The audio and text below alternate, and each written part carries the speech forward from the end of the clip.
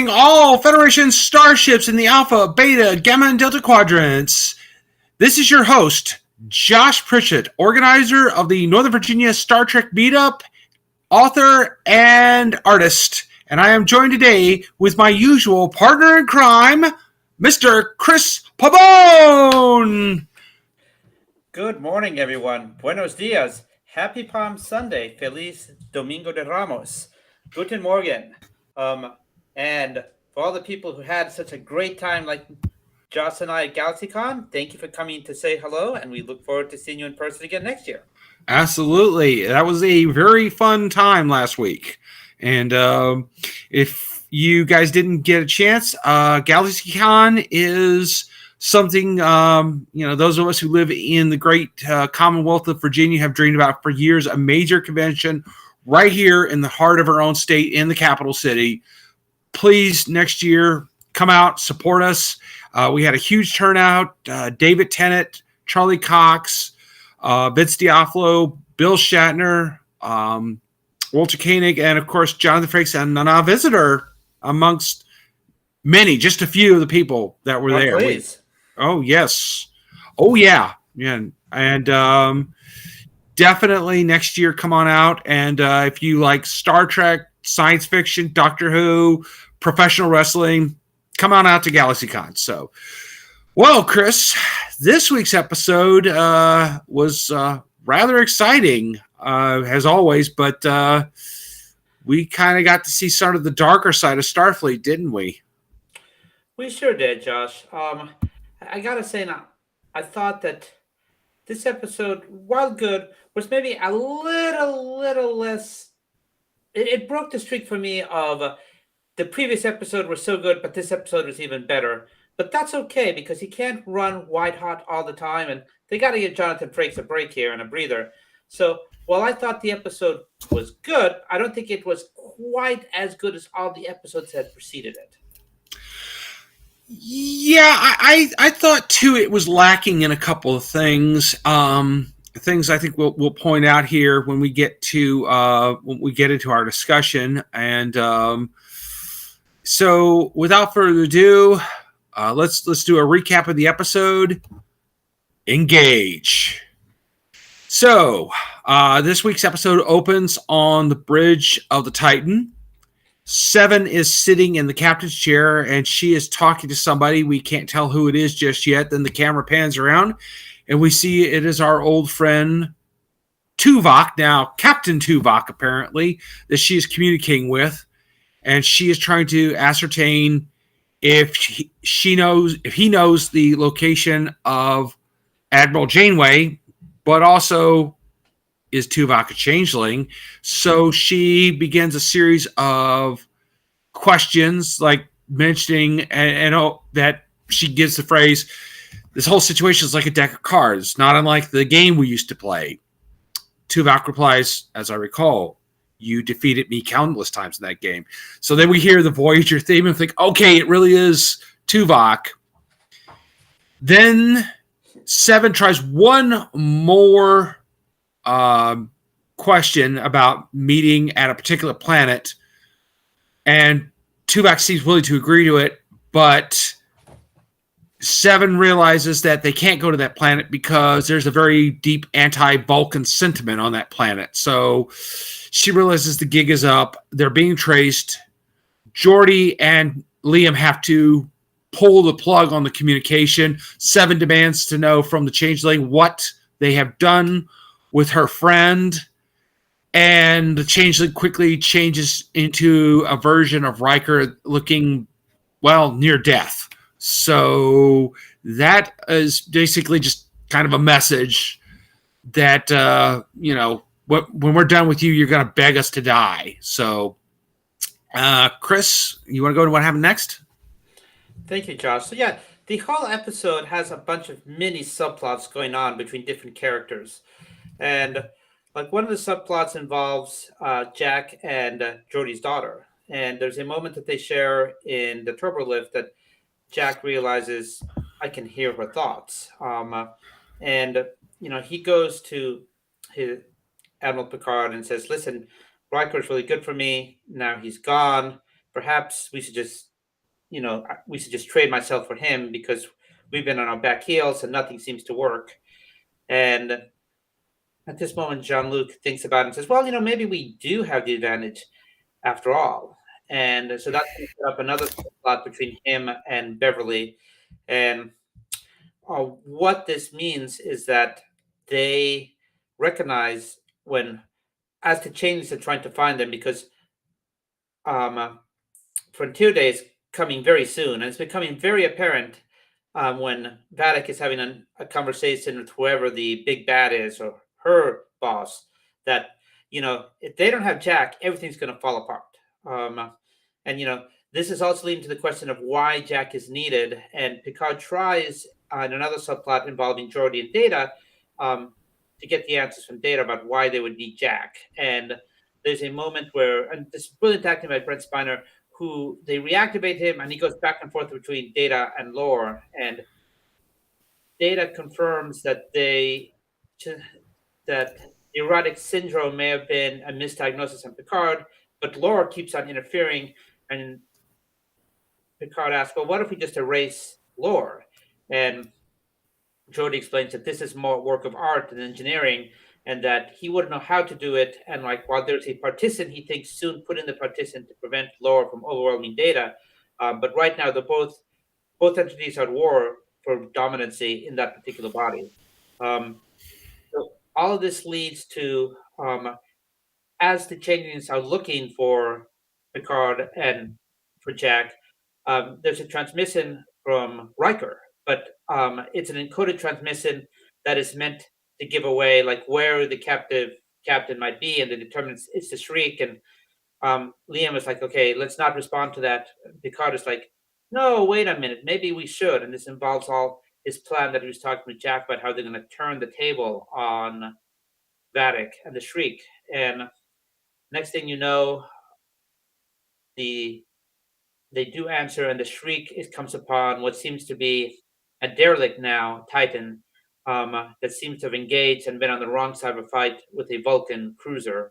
And so, even though they suspect it might be a trap, because they can't get good readings of what's going on with the ship because of the nearby exposed core of a Vulcan cruiser, Vadek realizes that time is ticking, and they need Jack now. Jack is on that ship. They need to go in, so they decide it's boarding time. Josh? So Vadek leads her minions aboard the Titan, and Jack steps out of the shadows, and Vadek says something rather interesting. She doesn't threaten him. She says, we just want to take you to someplace very wonderful, dear boy. Okay, anytime you use the phrase dear boy, that's just creepy, okay? At any rate, so Jack, of course, starts running, and a firefight ensues. The Titans team from the bridge is using a series of force field traps to capture Vadek's soldiers. And then ultimately, Picard and Beverly capture Vadek in a force field in sickbay.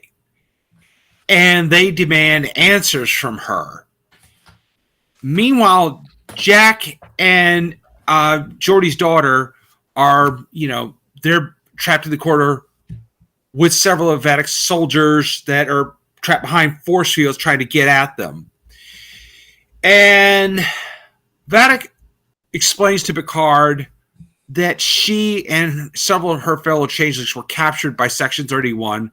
They were experimented on, and Section 31 had the bright idea of, hey, let's try to make them work for us. Let's try to, make them do our bidding. And the result is, of course, Vadek is, she's somewhat insane. And Picard and Beverly decide they have to make a decision. They're not going to get anything out of Vadek. She's not going to tell them what the plans are. And they have to protect Jack no matter what. So they're about to make an ultimate decision. Meanwhile, one of Vadek's soldiers manages to grab Geordi's daughter. But suddenly Jack has discovered that his mental abilities enable him to kind of pantomime in a way so that she can move just like he does. So in a scene that like right out of Cobra Kai, she starts tumbling and jumping in sync with Jack as the guard tries to grab a hold of her, and then finally she's able to get her hand on the phaser and kill Vedek's soldier. Meanwhile, Lore has taken over the body and has managed to hack his way into the Titan's computer mainframe and is trying to control the ship. Chris? Which, of course, because Lore likes chaos, means that he's going to deactivate the force fields. And the only thing preventing the soldiers from coming upon Jack and Cindy are those same force fields. And so, of course, because he's relatively sadistic as well, Lore allows Jody to be watching what is happening with his daughter.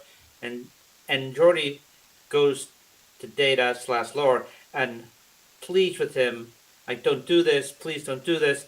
And realizing that Lore, you can't really reach him with logic, he tries to reach out emotionally to the emotional part that is Data, saying, please, open this door.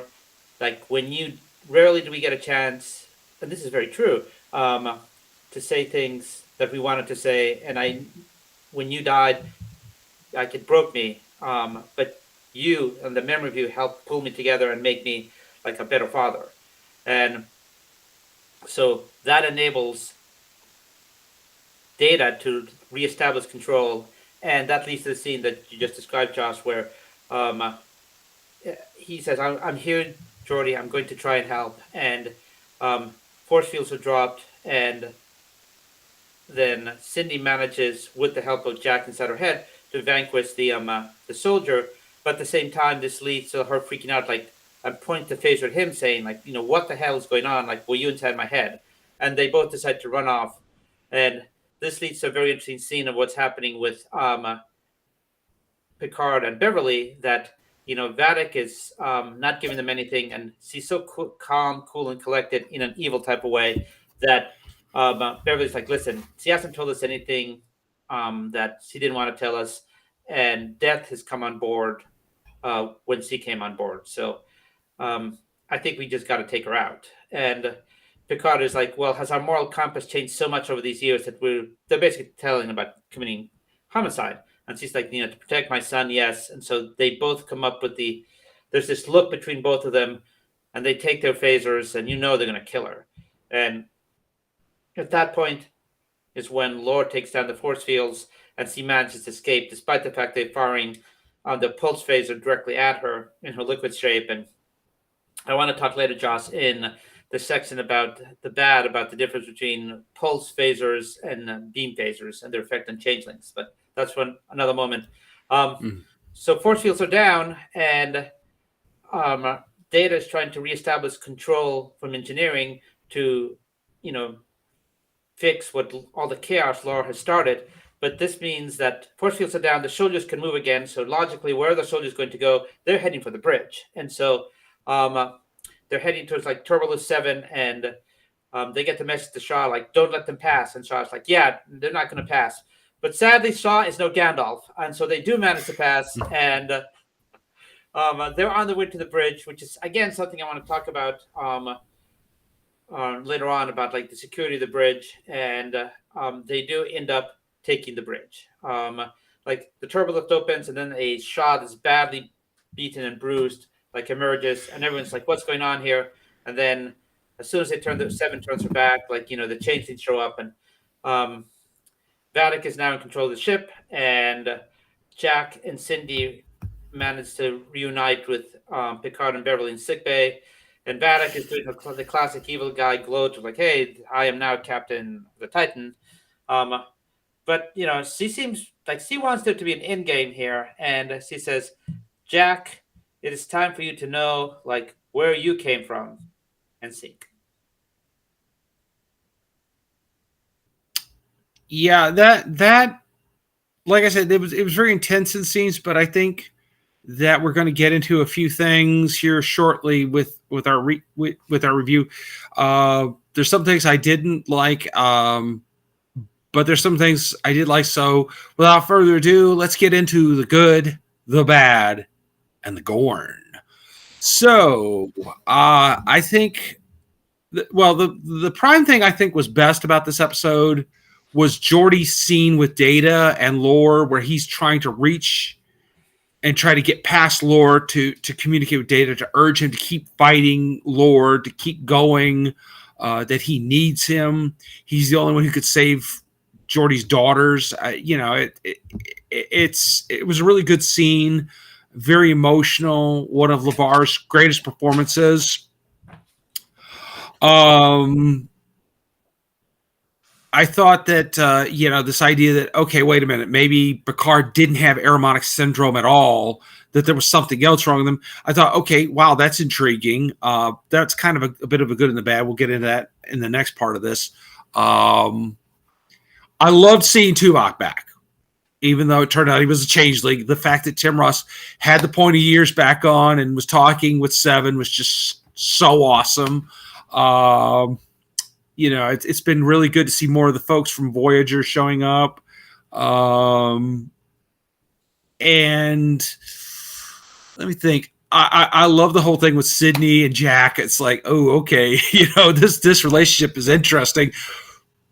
But is she going to be scared of him now? Probably, yeah. That he knows what she's thinking.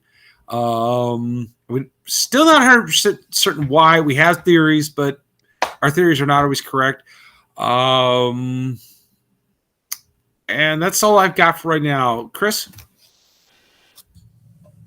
So again, with the preface that I thought this was a good episode, it broke the streak for me of how each better than the previous one, but there were elements I liked a lot.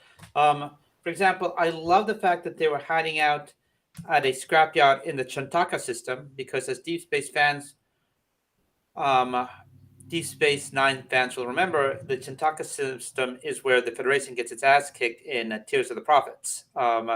So I love that nod there, and I also loved seeing Tuvok. I mean, even if he is like fake Tuvok, it was really great to see Tim Ross, and it just leads to the trend, which I thought was good, of an entire series of unexpected cameos. I mean, like we saw in the previews for the season, like the images of people who are going to appear, but what I think works even better is like how they have managed to like smoke and mirror us and make us see the focus on the people who are going to be here and lose track of it. Hey, Ro might show up, Tuvok might show up. I mean, so I love this cast of like people who we don't expect to appear who actually are appearing. I thought it was a tour de force by Brent Spiner, as he seamlessly went from Lore to Data, and you could just see the emotional conflict, and it really did make me cringe when Data's like, help me, Captain, help me,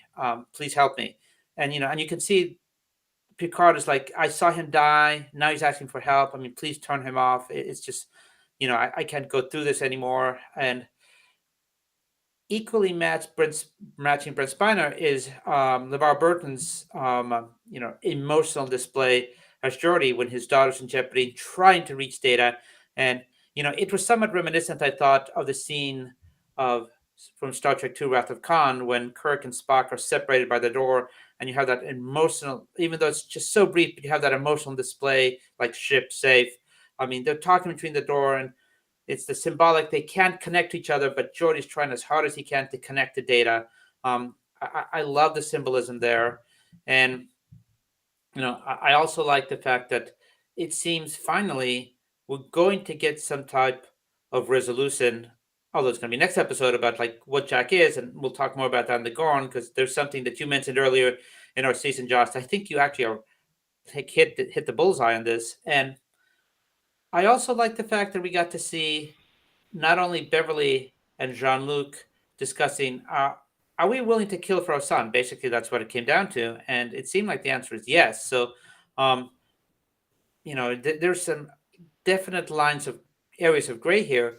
More so when we see what happened with the changelings that were captured in Section 31, and like it makes sense. I mean, it was horrible to see, but it makes sense that Section 31 would have done this. I mean, it's you would not have seen this in the Star Trek of maybe 20 years ago. Certainly, you wouldn't have seen it while Gene Roddenberry was around, but seeing it now, I mean, it works. Yeah. Getting into the bad, that's yeah, I it works. And the only thing I would say about it, I think they spent more time on that. I wanted more answers about Jack. I'm kind of like, could we please move that part along? I do want to know what's going on with Jack. But yeah, the thing we have to remember here, and this is going back to something about, I'll talk more about this in the Gorn, about Section 31. They're not actually Starfleet, though. Originally, when they were conceived, they were this organization that was just outside of Starfleet that nobody knew about, but now everybody knows about them. And it's like, yeah, apparently they've done some really bad things. And it is coming back now to bite the Federation in the ass massively. And you're right. Gene would not have gone for this, but I think it does work also. The only thing I would say is that I think I would have liked to have seen, like I said, I want them to please hurry up and tell us what the heck is going on with Jack, what's going on in his head, and what is the deal with this thing. If it wasn't Aromatic syndrome, what was going on inside of Picard? I have some ideas. Again, I'll get into in the Gorn and then predictions, but my only real complaint about the episode was it just on those things it was a little bit slow. That shouldn't overshadow the fact that, yeah, all the performances were amazing. I think we definitely had a real reaction to when we see the turbolift doors open and Shaw gets tossed out because I saw this meme. I passed it around. I forgot to bring it in here today, but basically the meme says in the first episode, God, who is this jerk? And then in the second picture, it's like, if they kill him, I'm suing Paramount because he's grown on us so much in the last 7 episodes. And we don't want to see him go. So he's become a beloved character. But yeah, I think I'd like them to hurry up and answer a few questions because we've only got 3 episodes to go now.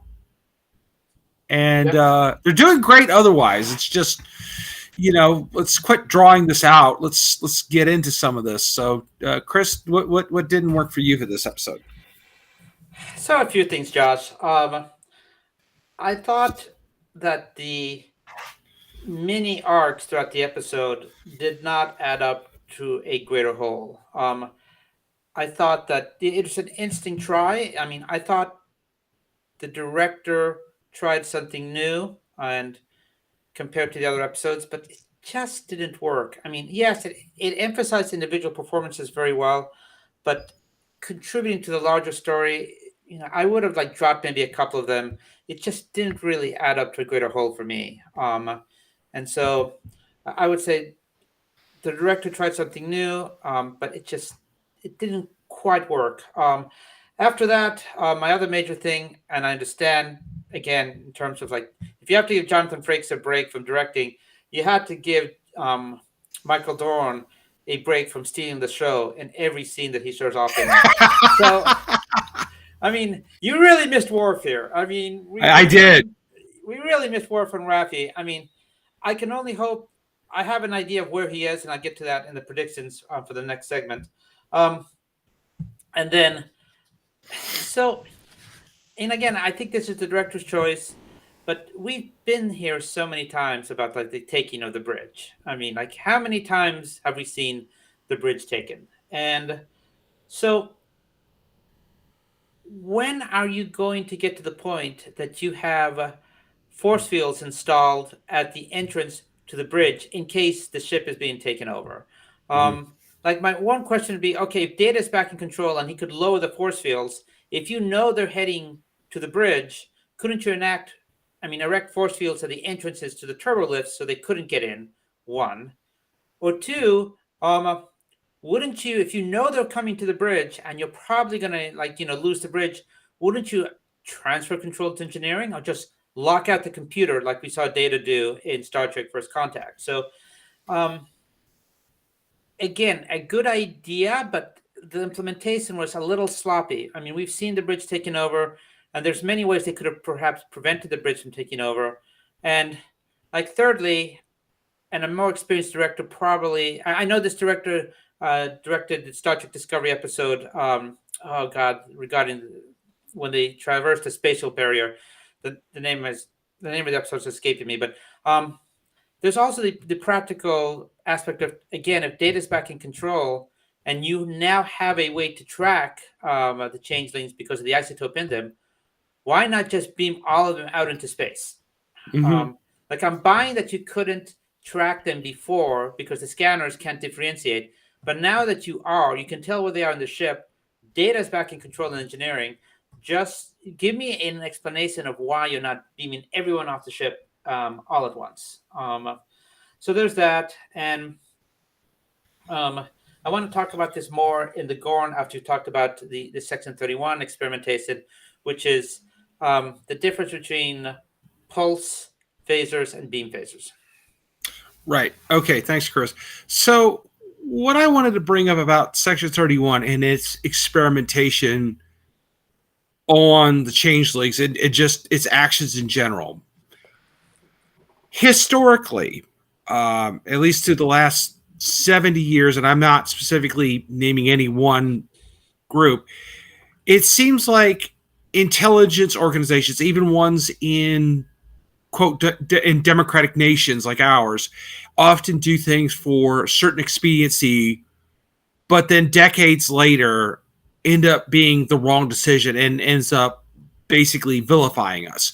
In this case, you have the experimentation by Section 31 on the changelings, and you would think Section 31, who by all accounts are supposed to be really smart people, would have had the hindsight to look back on history and say, this might not be a good idea, for morality reasons, but also because things like this tend to come back on us.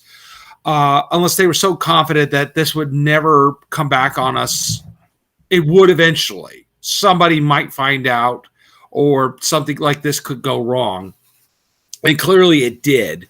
But, as I watched it, I couldn't help but think of, various things that, and it was very stark, very disturbing. I really liked it in telling that part. And obviously the changeling is not going to differentiate between PICARD and the crew of the Titan and Section 31 as far as they're concerned, because the changelings already hate solids to begin with. This just reinforces their hatred. So the fact that this was done to Vatic and her people is, of course, a huge travesty, and one I hope that is addressed later on in the series or in a future Star Trek show. That, Section 31 does at some point need to be called to account, I think, for what happened here in this episode and for other things that they've done before. Like the original changeling virus that was used on Deep Space Nine. They were responsible for the development of that. Again, like I said, there might be many things that they felt were absolutely necessary for them to do, but have sometimes later on probably turned out to be very bad decisions. So with rumors going around that there might very well be a Section 31 series, again, that's something to think about. So, Chris, you were going to say about pulse phasers. Well, I just want to reply to what you just said, and I think the issue with Section 31 is that they don't view the long term; they just view the short term. It's sort of like corporations that nowadays only care on the annual dividends for stakeholders. So they view the Federation as the stakeholders, and so they're thinking, well, we're going to do this now to maximize value for the Federation, and we're not going to worry about long term because long term will be someone else's problem. Yeah, I think there is no long term view for Section 31 beyond ensure the Federation stays relevant, and they maximize the short term versus the long term. And yeah, you're right. The experimentation was quite horrible, and um, you know, thinking the arrogance of thinking they could take these prisoners and convert them into the ideal spies, it's just beyond belief. And so, yeah, um, they may think they serve the Federation, and perhaps they do in the short term, but in the long term, they're going to cause a lot of harm. And speaking of causing harm, I want to talk briefly about the difference between pulse phasers and beam phasers and their effect on the changelings. And anyone out there, feel free to contribute. Um, but it just seems to me that um, when you see the beam phasers, like the ones that Worf uses, okay, they take out the changelings for good, like they vaporize them. These newer pulse phasers that we see, that they kind of look like Romulan disruptors. They've got the handle, um, and they fire pulse beams. It takes a lot to take out a changeling. I mean, we saw Shaw shoot one in the head, and then he passes him trying to catch Vedek, and then he rises again, and then we see in a previous episode, we see Jack shoot one in the head 3 times, as if he knew, like, okay, it's not going to take once with this type of energy beam pulse. It takes 3 to the head.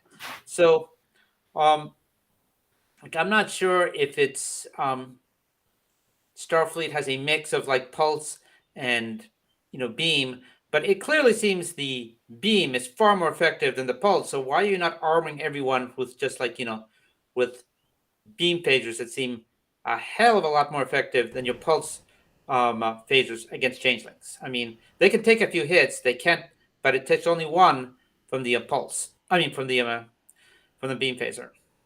Yeah, I agree with you. I have not liked this particular design of phaser at all.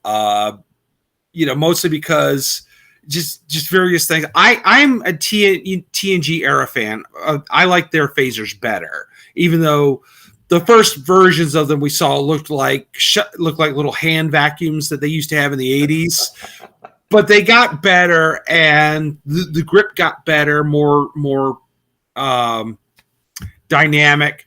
But again, that goes back to something Gene Roddenberry wanted when they were creating the next generation. He didn't want the phasers to look like guns because he felt like in the future weapons would not necessarily look like weapons.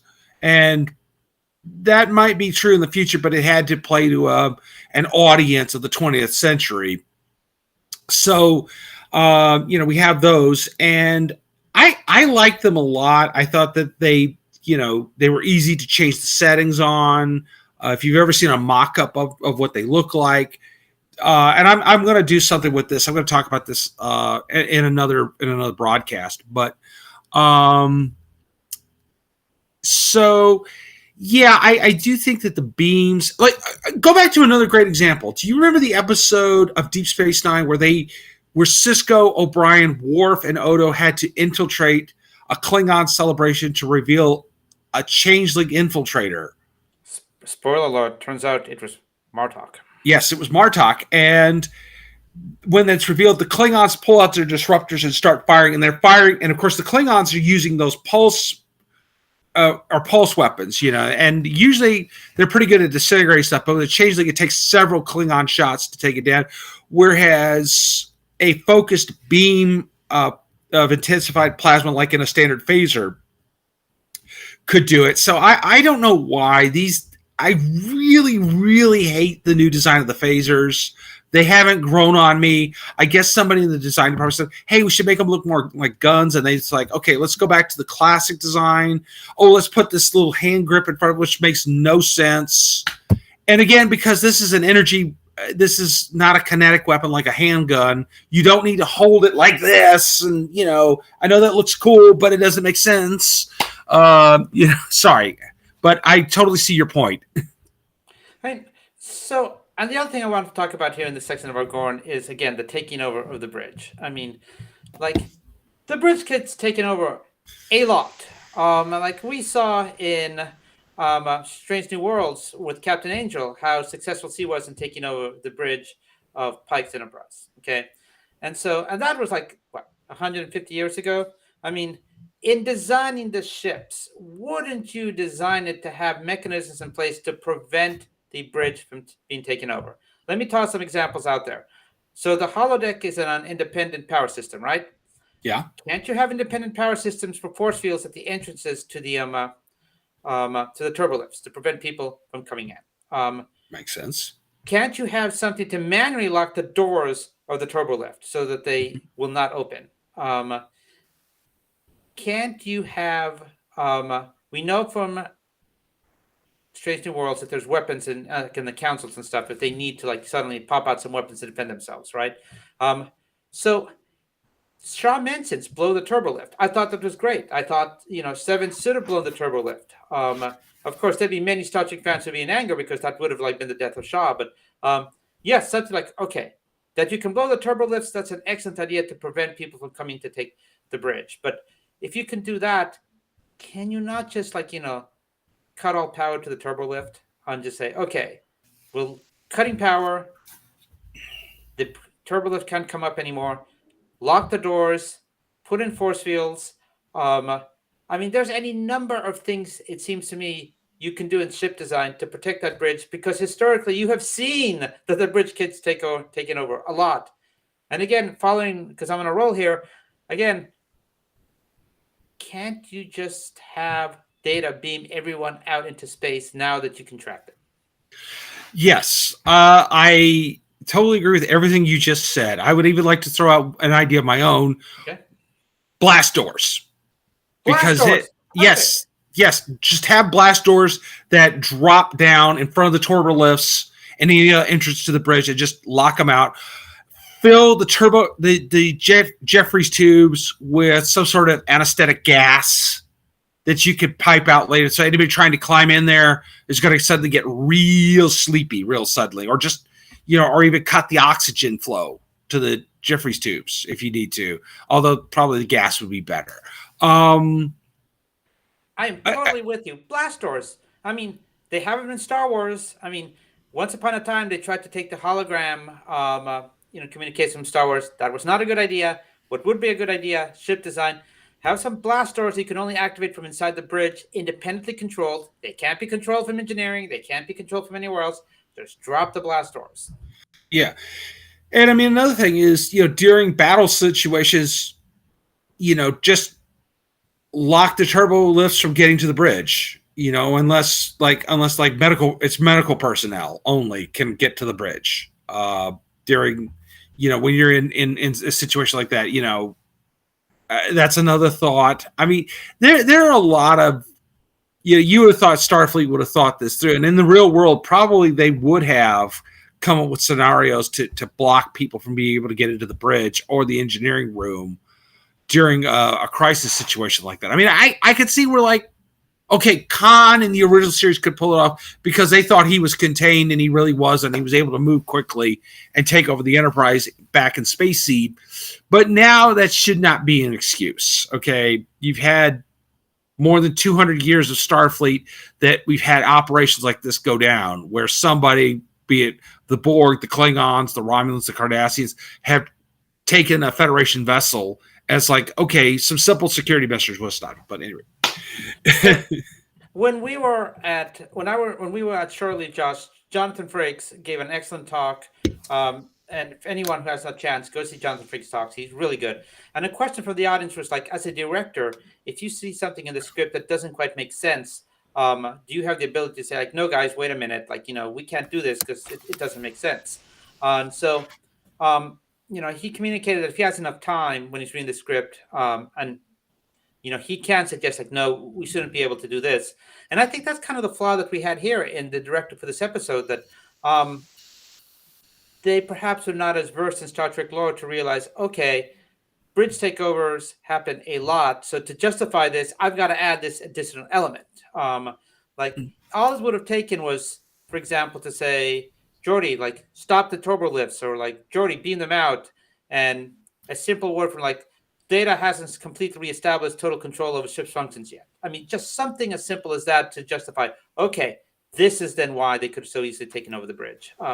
But I think it was, this lack of perhaps, can we say, Trek knowledge on part of the director that then enabled this to sort of happen. So, yeah, I am blaming the direction a little bit on this one. Yeah, even in my own, one thing I struggle with when I'm writing a story and I got to think, gosh, okay, well, what if the character does this? Why can't they do that? This doesn't make sense to me, yeah. And certainly in Star Trek, like we just said, you run into them, same thing. It's like the old scenario when, okay, the Borg is opening fire on the Enterprise and, they keep hitting the same section of the Enterprise. Why don't we reinforce that so it makes it harder? Well, the real reason that they kept firing that section was they kind of had that stock footage. They didn't have time to make more scenes with the Borg hitting different parts of the Enterprise. But yeah, there should be like no reason for this. Like, even if you have to have a transporter inhibitor on the bridge to block, somebody beaming in there directly, or, like we said, blast doors. I mean, blast doors, I like them better than force fields because, okay, if you cut the power, then that means the force field will go away. And if you have blast doors, okay, well, then you can't get those open without power. So, it doesn't make sense for you to cut the power because, unless you want to spend 2 or 3 hours trying to burn your way with a phaser through the door to get at your target. So, yeah. Or at the very least, there should be some type of transporter, independently powered transporter system there that will only beam you to, let's say, to engineering. But you lock out controls, transfer them to engineering, and then the whole bridge crew, short-range transporter, everyone just gets beamed like to engineering. Yeah, right. Like, it only be, Starfleet personnel whose DNA patterns are all on file. Okay, so everybody with this DNA patterns, they go to engineering. Everybody else, we beam them into outer space and don't, put their molecules back together. Yeah, exactly. Yeah. I know that seems a little bit sadistic, and Starfleet doesn't really like to be as, cruel, but I think at a certain point, well, they don't even need to be in outer space. Just contain them in the transporter buffers and then beam them into the brig minus their weapons, because we've seen them do something like that before too. So absolutely. I mean, remember what happened in the episode Rascals, where PICARD and team managed to capture the Ferengi and beam them one at a time into the brig. That was great. So we need more of that. And I'm sure the brigs have got to be changeling proofed by now. We would hope. So Josh, here's a question for you before we move on. So we've seen Commander Hansen. We've seen Captain Tuvok. Mm-hmm. Do you think that do you think Harry Kim is still an ensign? I hope not. I hope not. I swear to Kalis, why he didn't get just bumped up to lieutenant? 7 seasons. 7 seasons. You couldn't promote this guy to a lieutenant at least? I mean, heck, he was practically running key systems of the ship. I mean, did what? I mean, they promoted and demoted and re-promoted Paris. Come on already. Give this man a promote. He's got to, I'm hoping to God he's at least a commander, maybe a captain. I don't. We can hope, right? Being a great lieutenant. I mean, what do we got to do? What is his evaluations looking like? What is he not doing right here? I mean, terrible evaluations. I guess. I mean, we got to ask Garrett Wong if next time we see him at shore leave or something about what the hell's going on. Well, I'm sure millions of people have asked him about it, and I'm sure he wonders. I'm sure he sits up late at night wondering what was going on there. Longest serving ensign in Star Trek history. We need to get him and Kate Mulgrew and ask Kate straight up, Kate, why didn't you give this guy a promotion? I mean, like, what did he do to you? Like, what did he do to your coffee? What went wrong there? Did you? I mean, I'm imagining a scenario where, okay, Kate Mulgrew, Admiral Janeway definitely seems to be really high up there in Starfleet now. Yeah. Right? Mm-hmm. Like she's saying, like, yeah, no, he's still an ensign. Well, I mean, even Kate jokes about it. She says when she's doing something with it, she says, "My eternal ensign." Like, what happened there? But at the very least, I do hope. Yeah, I hope we find out that Harry has gotten his promotion by now. So, yeah, there's that.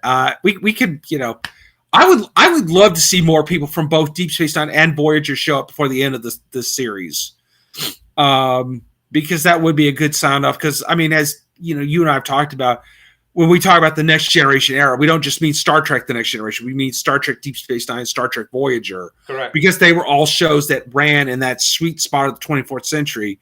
And now that you have such a drive by fans to say, hey, the sweet spot is now everything after 2401.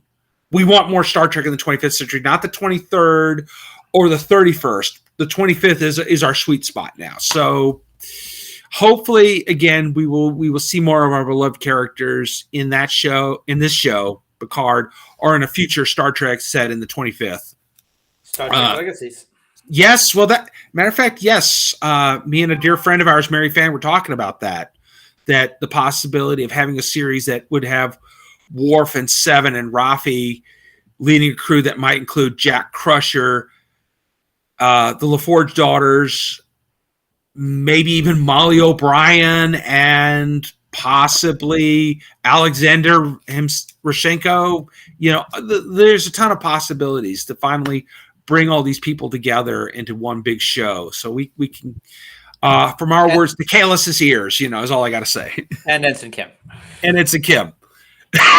Hopefully Lieutenant Junior grade by then, but hopefully. Poor Harry. He gets so much crap. I love that guy. So I guess now we move into our projections for the future. Yes.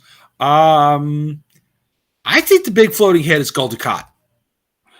So, Josh, I want to sing your praises here because at the start of our show, you said Power 8, and I wasn't quite sure, but the more and more, it really looks like you bullseye this, and I think it is a Power 8. That we do know that Picard was involved with the archaeology, and so I think at some point on one of his archaeological digs, and I will even go as far as point out that it might have been in the episode Shore Leave, where we first get introduced to the character Vosh, that the instrument that they have is destroyed.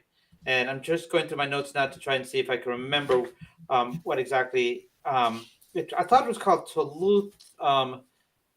Gosh, I can't remember. But we know that to free a Power 8, you need to break the receptacle. That's how Gul Dukat had the Power 8 absorbed into him. So at the end of the episode Shore Leave, the artifact they're looking for is destroyed by the Enterprise, so that the Vorgons can't actually get their hands on it. So I'm wondering if that's the moment that perhaps weakened by the Enterprise's phasers, Power 8 managed to get itself into Picard. And so follow me on this one. And so when he conceived Jack with Beverly, part of the Power 8 might have been separated from Picard. So that's why they need Picard's body and they need Jack to reintegrate the Power 8 into one single entity, who then is going to try to use the fact that all the fleet is assembled in the Sol system to try to destroy them all at once. So I'm here to sing your praises because I think you're right. I think it is a Power 8, and I think it's been divided because of how Picard conceived Jack, and that's why they need the body of Picard. That's what part of his essence is, and then they also need Jack because that's where the remaining part went into, and that's why we can see he have these abilities. And the key thing, he's seen a lot of red. Red is associated with the Power 8, so that's what I think is happening. And I think you nailed this one. I had said previously on the show that I thought they wanted the body so that they could use, because we know the ships are linked, they could use the Borg part still in his original body to take over the fleet. But I think I was wrong, and I think you were right on this one. Yeah, I think it's very possible that, that this is a Power 8 thing. And does that mean we're going to get the emissary will return? See, okay, so when we started the series, I didn't think that was possible. But after having the unexpected appearances of Ro for a whole episode, of Tuvok, I still think we're going to see Admiral Janeway at some point. Mm-hmm. But given the fact that they've been very, very, very good at covering up unexpected appearances, and you really can't have a Star Trek Legacy or Star Trek show without addressing some of Deep Space Nine, which they're hinting at, right? Like them hiding out in the Chantaka system, for example. Hmm. It just seems they're prepping us, the changelings. It just seems that they're slowly prepping us for um, the final piece that is needed to start talking about D Space Nine, which would be the return of Avery Brooks, the emissary. And how cool would it be if we had a scene where we had like Picard, Janeway, and Cisco all together in one room? I mean, how better to like set the stage for continued Star Trek legacies using different characters in different shows than if you had that. So I think I'm with you on this one now that if you Yeah. have the pirates, you need to have an appearance of the emissary, and it would totally be justified because if you have a pirate, you need someone to stop it. So this would be the perfect justification for Cisco to leave the Temple of Prophets. If he's got to go, this would be the one thing aside from Jake being in danger. It would to get him to leave, which would be like, I've got to save the Federation because only I, as the emissary, would have the power to stop a pirate. So Yeah. I think we may be getting there. Yeah, and plus it would fit with the idea that if we're going to conclude a lot of storylines that we never got around to concluding, it would be nice to have Cisco and Picard sort of meet, and Cisco let Picard know, I forgave you a long time ago for what happened to my first wife. And it was all part of the plan. So I guess that's something we could think about as, I don't know, but And yeah, also, I really am hoping for that. I'm And also, hoping. Josh, Yeah. since both of us were at GalaxyCon, Nana Visitor was looking great, as in like TV ready great. So I have to wonder if we may not be getting a Nana Visitor drop by before the next 3 episodes, It would be awesome if Colonel Kira Nerys or possibly Captain Kira Nerys shows up or and or Vedic. or well, yeah, that was in the books, but somehow I don't think Okay. I don't think that Kira would really want. She's devoutly religious, but I don't think she would. She, given all the palace intrigues that went on with what Vedic Baral and Kai Wynn and all the that, I don't think that would. I think she would want to continue to serve Bajor and the Federation in something like either the Bajoran militia Okay. or Starfleet. But maybe, Well, maybe, although we have seen in Lower Decks that he is not a Vedic. That's true. yeah, she was still colonel and commanding Deep Space Nine. So, and also given the fact that we saw the Defiant and the Voyager, is it possible that we break those beauties out of dry dock and get them into action? And we have this big battle where we have the Titan, the Voyager, and the Defiant taking on. I don't know. Maybe the Jem'Hadar come through the wormhole. I don't know. There's a Well, lot going on. I think definitely there's probably at least a couple of Federation ships that are probably all manned by changelings at this point. So I think you will see some type of throwdown. Um, Yeah. Josh, I'm going to go ahead and say my other thing Mm-hmm. forecasting as I gaze into my crystal ball is that the reason why we have not seen Worf and Rafi in this episode is because they did hit. They're coming back. I think while the majority of the crew of the Shriek is on the Titan, they are sneaking on board the Shriek to rescue Riker and Troy. Yeah, I think that's possible.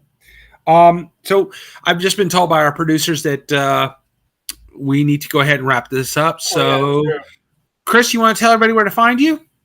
Yes, indeed, Josh. So everyone, you can find me on Instagram at Verde Cosplay, and if you are at GalaxyCon, it's very possible you might be featured on my feed. And also a shout out in a couple of weeks. Chantilly, Virginia, we're going to have Big Lick Comic Con, so hope to see a lot of you there. Yep. And I remain Josh Pritchett. You can find me at Josh Pritchett Jr. on Facebook. My book, Bigfoot and Other Tales of the Supernatural, is still available on Amazon and Kindle. And I just want to say before we close out, next week, because of the Easter holiday, we will be on Saturday afternoon at noon. Please join us then for our review of episode 8 of Star Trek Picard. Until then, live long and prosper. Peace along life. Happy Easter. Kapla.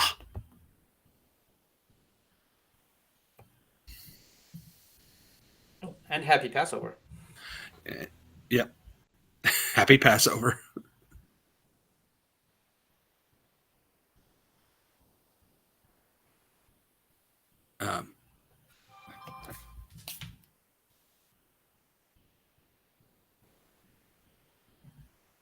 Oh, it said, yeah, okay.